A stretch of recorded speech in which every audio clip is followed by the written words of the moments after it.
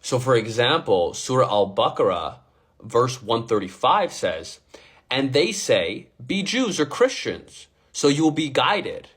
Say, rather, we follow the religion of Abraham, inclining towards the truth. And he was not one of the polytheists. Okay, so what does that mean though? What it means is, if you just follow a religion, it can't be with your actions. It has to be with your spirit.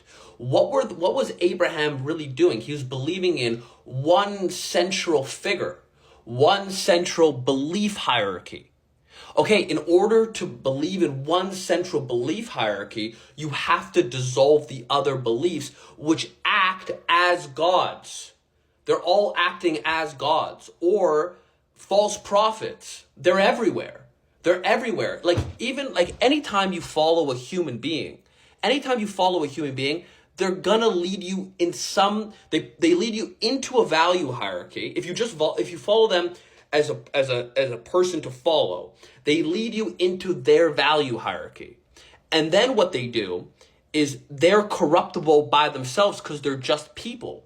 And people will disappoint you always. So if you follow them, you're going to go the wrong way. They become a false prophet. You get led astray.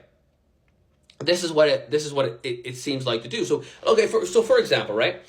If you follow a person that's a Christian person or a Muslim person or even a Jewish person, if you just follow a human being, you're missing the essence of it. I'll give you a great example actually. Okay, so do you guys know, I don't know who's seeing this in the world, but if you guys know about P. Diddy, I'll give you guys a modern example. If you look at P. Diddy, I grew up in the 90s. P. Diddy was loved. Hip hop was loved. It was this fantastic music. It was partying. Who cares? Let's get it's good. P. Diddy was cool. It was fashionable.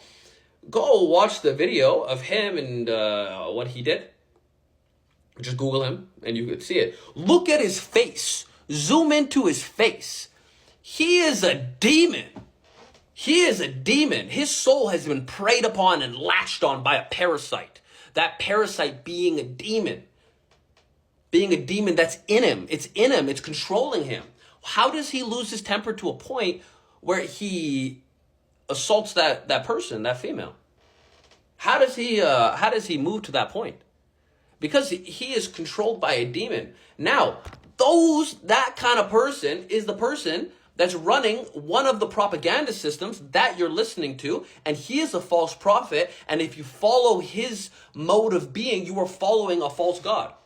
The manifestation of the false god is in the idol. It's the manifestation of it. But the God is not in the idol. The God is in the value hierarchy that's inside the idol. So it's actually way more of a trick than you think it is. You would think you just destroy the idol and then the problem is gone. No, the idol is a representation. So I'll give you another example. If you go to a concert, right, like a musical concert, what are you doing? It's a religious experiment. It's a religious experience that you're doing. You're part of a religious experience. Think about it. When you're singing and you're looking at this person and everybody's in a trance. You're in a trance. How did you get into that trance? There's a beat that's playing, boom, boom, boom, boom, boom, boom, boom, boom, and then you're in a trance.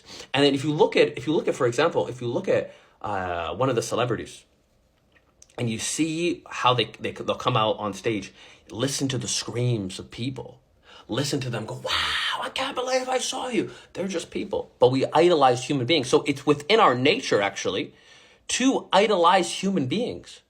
Which would beg the question. I mean, the atheists would argue. The atheists will say, well, if you just read, I heard this before, and this is started my journey into understanding faith. I was working with somebody at Foot Locker. I used to work at Foot Locker, like the store, and I was, sometimes you'd be at a mall and the mall was kind of dead. And what you would do is we would just sit there and kind of just talk trash. And he was older than me, he was like 5 years older than me. And he said to me, well, if you just reset the planet, people would come up with new religions. And I was like, oh man, that kind of makes sense. People just make up religions. Okay, but then I would ask the question, why is it that we have a natural inclination to believe in something? Which means that belief is prerequisite